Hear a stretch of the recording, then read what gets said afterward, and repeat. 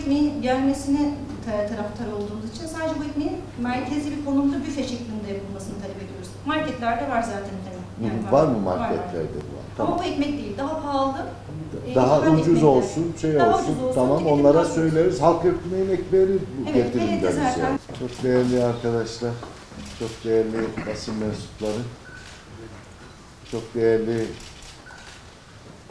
hemşehrilerimiz, ailelerimiz, çölyak hastası kardeşlerimiz. Tabii Siirt Belediyesi olarak çölyak hastalarımız için çölyak hastalarının tüketebilecekleri gıdaları sağlıyoruz.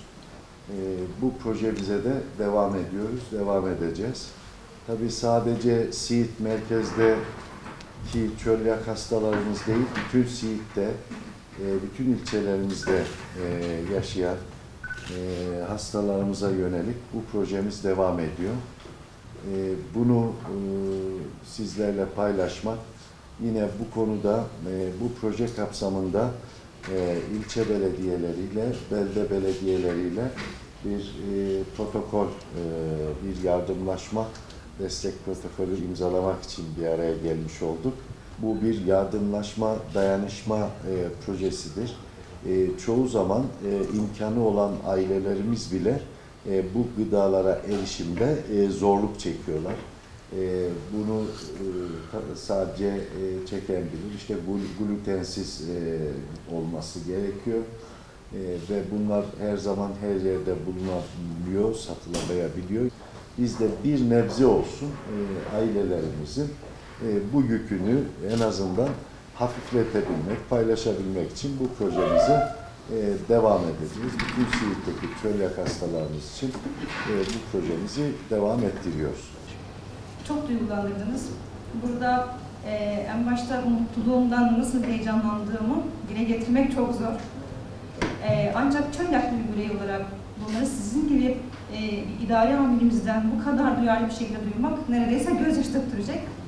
Çünkü oldukça yıllardır mücadelesi verilen bu hastalığın neredeyse halen birçok yolu kat edemediği görülmekte. Gıda yardımlarının yapılması aileleri oldukça rahatlatacak, derin bir nefes aldıracaktır. Çocuk gastro dediğimiz pediatrik gastro da talep edebilir miyiz? Ve onların burada kolay kolay teşhis alabilmesi adına tahlillerin dışarı gönderilmemesi, antikor kitlerinin burada bulundurulmasını talep ediyoruz. Glutensiz ekmek. Burada bir büfe kurularak bunlar tabii bunun tüketim tarihi çok kısa olduğu için Sayın Valim 15 günde bir yapılabilecek şekilde ya da bir ayda bir yapılacak şekilde paketimizde ekmek kurulması var mı Murat Bey? Yok. Yapalım mı?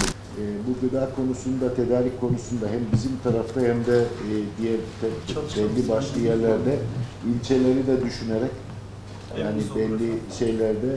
Sağlık öğrencisiyim. Ya ben de teşhisim çok zor konuldu. Yani çölyaklı olduğumu farkında bile olmadan birçok rahatsızlığı yaşıyordum. Gerçekten daha sonra diyete başladıktan sonra hayatım daha düzenli bir hale gelmeye başladı. Bir de şunu söylemek istiyorum, yani teşhis için yani nasıl diyeyim, bilinçlendirme, okullarda bilinçlendirme çalışmaları yapılabilir. Çölyaklı bir bireyim. Çölyak için bugün düzenlenen belediye bünyesindeki protokol çalışması için bazı çalışmalar ve konuşmalardan bahsedildi.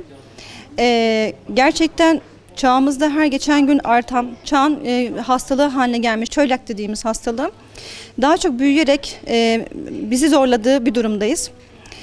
Duyarlı olan Sayın Valimiz olmak üzere belediye çalışanlarımız ve yaklaşık 3 yıldır gıda yardımı yapmakla yükümlü olan diğer personellerimizin hepsine ayrı ayrı teşekkür ediyoruz.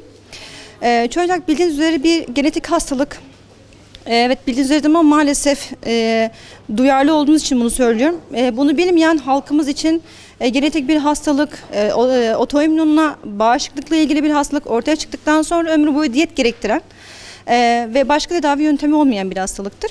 Dolayısıyla gıda tüketim yönelik bir diyetle uygulanıp başka bir tedavisi olmayan, ilaç tedavisi olmayan bu hastalığın çözümsel noktalarda adım atılması hususunda ülkemizin de, devletimizin de ve belediyelerimizin de birçok ilde yaptığı çalışmalar gözlenmektedir. Siirt'te bunlardan bir tanesi oldu. Gurur duyduk. Hem çölyaklı birey olarak hem çölyaklar adına yaptıkları bütün yardımlar ve bundan sonra yapacakları bütün yardımlar için şimdiden teşekkür ediyoruz. 3 ayda bir olmak üzere her aya bölüşülerek birer koli hesabıyla 3'er koli verilmektedir. Bu da her hasta ailesinin, her çölyaklı bir bireyin ailesinin maddi konuda külfetini azaltmış oluyor. Dolayısıyla hasta bu konuda bir nefes almış oluyor. Hem hasta mutlu oluyor, hem hastayı mutlu etmiş oluyorlar, hem de aileye yardım etmiş oluyorlar bu durumda. Çok teşekkür ediyoruz bu çalışmalar için. Devamını bekliyoruz. Siirt Üniversitesi 4. sınıf hemşirelik bölümü öğrencisiyim. Bugün burada çölyak adına toplandık. Sayın Valim, belediye başkanlarımız olsun. Hepsi buradaydılar. Kendilerine çok teşekkür ederim. Ben bir çölyak hastası olarak bazı sorunlarımı dile getirmek istiyorum. Çölyak hastaları birçok ürüne çok zor şekillerde ulaşıyor ve ben en çok istediğim şey, ya ben bir markete girdiğim zaman ürünün üzerinde gluten içerir veya içermez ibaresinin bulunmasını çok istiyorum. Bu konuda çok zorluk çekiyorum. Bu konuda çalışmaların yapılmasını istiyorum. Halkımızın bilinçlendirilmesini istiyorum. Yani teşhis çok zor konuluyor. Belirtileri herkeste bulunan belirtiler, fakat nasıl diyeyim, doktora gittiklerinde eğer gerçekten söylesinler, yani bu testi istesinler, ben çölyak testi de yaptırabilir miyim söylesinler. Bir de ne tür belirtileri var? Kansızlık, halsizlik, sanki dünyanın bütün yükü senin üzerindeymişçesine bir yorgunluk var ve insan kolunu kaldırmak istemiyor. Özellikle de ekmek yedikten sonra, glutenli gıdalar tükettikten sonra insanlar, ya bir hazımsızlık oluyor. Bulantı, kusma, bu şekilde belirtileri var. Belediyemiz her 3 ayda bir olmak şekilde bize gıda kolileri yardım yapmaktalar ve onlara çok teşekkür ediyorum. Yıllardır yanımızdalar. Ya kendilerinin varlığını hissetmek bile çok güzel.